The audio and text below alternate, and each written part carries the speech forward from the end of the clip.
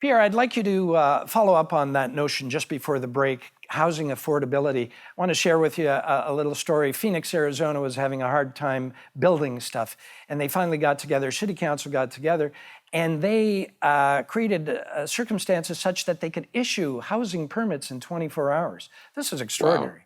This is innovation. This is thinking. Please share some thoughts with us on how we can do similar things.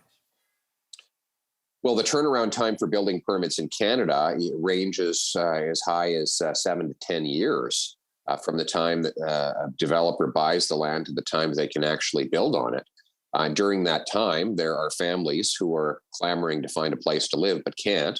And 10 years of their lives go by before the house they'll eventually live in can be built. Wow. And the result is that supply constraints combined with a massive infusion of federally printed cash has inflated our housing bubble to the second worst in the world, according to Bloomberg.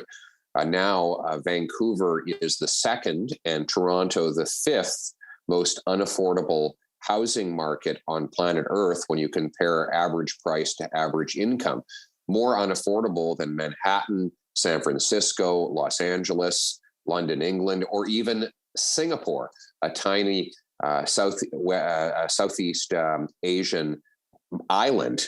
All these places have more money, more people, and less land, and yet somehow they are more affordable than Canada's two biggest cities. And the answer, two of Canada's biggest cities, the answer to the riddle is very simple. We need to build more and print less if we want more affordable housing. So true. So true. Dr. Jordan Peterson recently said that people are experiencing lockdown fatigue, and we need to get back to normal as soon as possible. And one of the phrases he used, it really struck me, was before we break something, he said, we got to get back to normal before we break something. So to me, it already looks like we've broken a couple of things. Small business has been decimated, while big business has never done better. Should the government be picking winners and losers? And would you agree that the federal government has mismanaged this pandemic? Well, yes, I would. And crony capitalism and state capitalism always favors large corporate insiders. That's why the wealthiest billionaires saw their net worth rise by 1/3 in the first 6 months of the COVID pandemic. It's why last year, the CEOs of the 100 most richly paid CEOs actually saw a pay raise even while the economy collapsed. And it is why we're seeing a ballooning gap between the rich and the poor. Basically, the government is inflating the assets of the super rich with all of this money printing, while crushing the small businesses and the working class with lockdowns and high taxes. And what we need to do is unleash the free enterprise system that favors the underdog rather than the fat cat, the challenger rather than the incumbent, and the working people rather than just the corporate insiders. And that's what I'm fighting for. And that would truly be innovation. Let me share this with you. Something that I read this morning in the paper, with so many supply chain issues and shortages of goods, the government was well on its way of making things even worse. They were going to impose mandatory vaccines on truckers on January 15th. Right.